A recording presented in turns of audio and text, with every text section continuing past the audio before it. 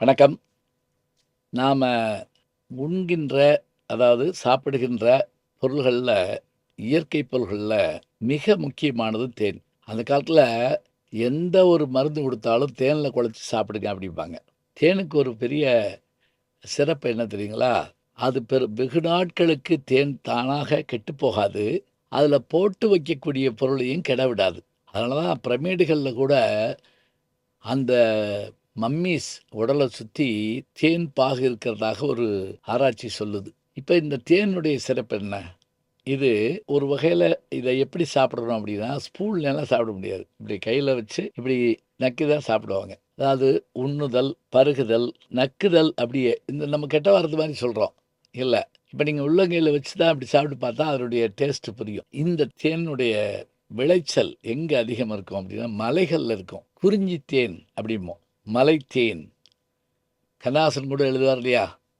பார்த்தேன், சிரித்தேன், பக்கமரத் துடித்தேன், அந்த மலைத்தேன் இவளென மலைத்தேன். அந்த பாட்டு முழுக்க தேனா இருக்குங்க. அந்த மலை தேன் இதுவென மலை தேன். வீர அபிமன்யுன்னு ஒரு படம்.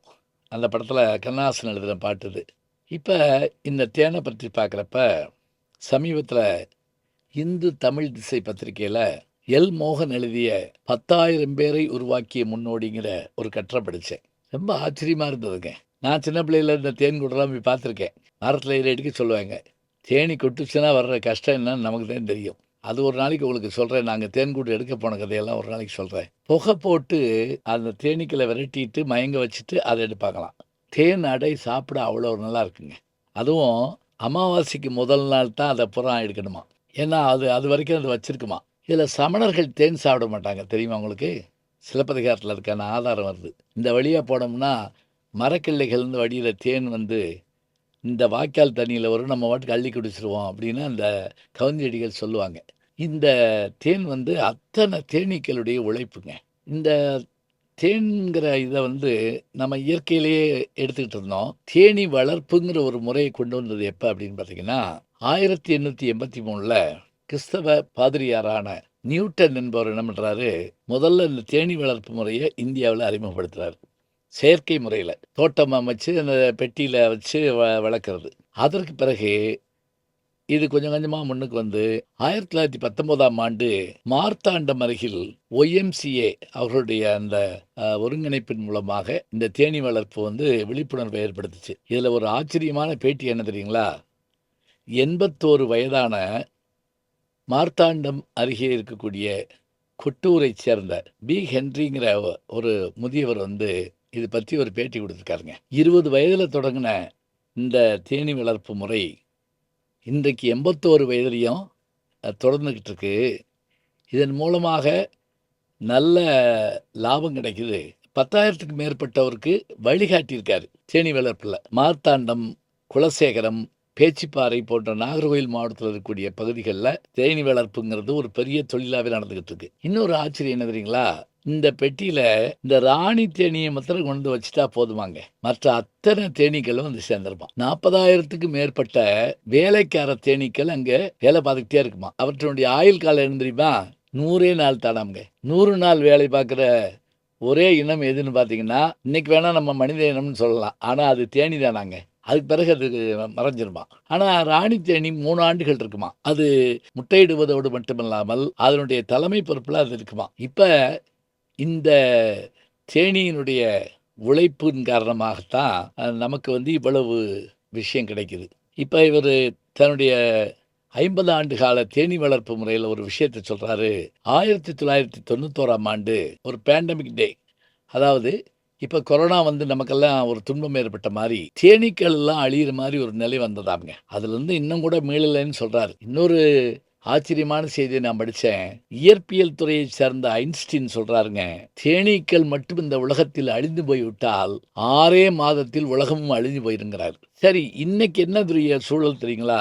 தொலைபேசி டவர் இவற்றின் மூலமாக ஏற்படக்கூடிய அலைகள் மூலமாக இந்த தேனீக்கள் வந்து தங்களுடைய இருப்பிடத்துக்கு மீண்டு வரக்கூடிய நினைவாற்றலை இழக்குதாங்க. அத குழப்பி விட்டுருதாம் அப்படியே. பி டான்ஸ் அப்படின்னு நான் ஒரு ரஷ்ய புத்தகத்த தமிழ்ல மொழிபெயர்ப்புல படிச்சேன். அது தேனீ எவ்வளவு அறிவோட மலரில் போய் தேன் எடுத்துட்டு திரும்ப வந்து தன் கூட்டுக்கு வருதுங்கிற விஷயத்த அவ்வளோ அழகாக சொல்கிறாங்க. தேனீக்களுடைய கம்யூனிகேஷன் எப்படின்னு கேட்டிங்கன்னா, ஒரு இடத்துல தேன் இருந்துச்சுன்னா, அந்த இடத்துல அது நின்று ஒரு டான்ஸ் பண்ணி காட்டுவான். அந்த டான்ஸை பார்த்து அந்த திசையை அறிஞ்சிக்கிடுவாங்களா அவங்க. ஜிபிஎஸ் அது. அந்த புத்தகத்தில் ஒரு செய்தி இருக்குது. ஒரு கிண்ணத்தில் தேன் வச்சுருந்தேன் நான் ஜன்னலோரத்தில். தேனீக்கள் வந்து எடுத்துச்சு. கொஞ்ச நேரம் கழிச்சு அந்த கிண்ணத்தை எடுத்து கொண்டு போய் இன்னொரு ஜன்னலில் வச்சுட்டேன். இங்கே வந்து பார்த்துட்டு போன தேனீக்கள் ஏமாந்து போகிறதோடு மட்டும் இல்லாமல் திரும்பி அங்கே கண்டுபிடிச்சிட்டு எல்லா தேனியையும் அங்கே வரவழைச்சிருச்சு. எனக்கு ரொம்ப ஆச்சரியமாக இருக்குது அப்படிங்கிறாரு. பாருங்க எவ்வளோ ஆச்சரியமான விஷயங்கள் எல்லாம். அதனால தான் முயற்சியுடையவர்களுக்கான உதாரணத்தை சொல்கிறப்ப ஔவையார், வான்குருவியின் கூடு வல்லரக்கு தொல்கரையான் தேன் சிலம்பி யாவர்க்கும் செய்யறதால் அப்படிங்கிறார். அதனால் 1000 மறைகளை கொண்ட தேன்கூட்டை கற்ற அந்த தேனீக்கள் மாதிரி மனிதர்கள் உழைக்க வேண்டும் நம்ம சொல்கிறோம். தேனி போல் சுறுசுறுப்பாருன்னு சொல்கிறோம். 81 வயதிலும் திரு ஹென்றி அவர்கள் 10,000 பேருக்கான அந்த பணியை உருவாக்கி கொடுத்துருக்கிறார். உணவில் தேன் சேர்த்துக்கிறதும், தேன் உற்பத்திக்கு ஆதரவு கொடுக்கறதும், தேனுக்காக மலர்களை நாம் உருவாக்குவதும் நிச்சயமாக செய்ய வேண்டுங்க. சமீபத்தில் அறிவுமதி ஒரு விஷயம் சொன்னார். பெண்கள் பூக்கள்லேருந்து, அதாவது செடிகள்லேருந்து பூக்களை கொண்டு வந்து தலையில் வச்சுக்கிறதுன்னு நோக்கம் என்னன்னா, பறிக்கப்பட்ட பூ அங்கே இல்லாததுனால அந்த தேனீக்கள் எல்லாம் நெற்பயிர்களை நோக்கி வந்து அந்த மகரந்த சேர்க்கையை விரைவுபடுத்துவாங்க. பூ எதுக்கு வைக்கணும்? இதெல்லாம் எங்களுக்கு மாடல் கிடையாது. நாங்கள்லாம் வந்து நாகரிகமானவர்கள்ங்கிறாங்க. அப்படி இல்லை. அது மனம் மட்டும் இல்லை, அதில் ஒரு தத்துவமும் இருக்கிறது, அறிவியலும் இருக்கிறது. அங்கே போகக்கூடிய தேனீக்கள் அங்கே மலர்லன்னா இங்கே வருது அப்படிங்கிறாங்க. தேன் என்பது சொல்லும் போதே இனிக்கிறது. செந்தமிழ்நாடுன்னும் போதிலே இன்ப தேன் வந்து பாயுது காதில்லேன்னு சொன்னால், இந்த தேன் காதிலே இனிமையான செய்தியை கேட்டாலும், நாவிலே இந்த தேனை தொட்டு ருசித்து பார்த்தாலும், தேனீக்களுடைய வாழ்க்கையை பற்றி ஆராய்ந்து பார்த்தாலும் ஆச்சரியமான செய்திகள் கிடைக்கின்றன. 10,000 பேருக்கு வேலை வாய்ப்பை உருவாக்கிய திரு ஹென்றி அவர்களை நாம் பாராட்டுவோம். இந்த செய்திகளை எல்லாம் பிள்ளைகளுக்கு சொல்ல வேண்டும். அவர்களும் தேனீக்கள் போல உழைக்க வேண்டும். நல்ல செய்திகளை நாளும் சிந்திப்போம். நாளை சந்திப்போம். வணக்கம். ஜி ஞானசம்பந்தன் யூடியூப் சேனல் பாருங்கள். உங்களை தேடியே உங்கள் வீட்டுக்கு வருது. கேட்காம ஒரு விஷயம் உங்களை தேடி வருது பாருங்கள். அதை பிடிச்சி வச்சுக்கோங்க. நம்முடைய ஜி ஞானசம்பந்தன் யூடியூப் சேனலை தொடர்ந்து எக்ஸலம், இன்ஸ்டாகிராம், ஃபேஸ்புக், வாட்ஸ்அப் என்று அனைத்து தளங்களிலும் நாம் இயங்கிக் கொண்டிருக்கின்றோம். நீங்களும் எங்களோடு வாருங்கள்.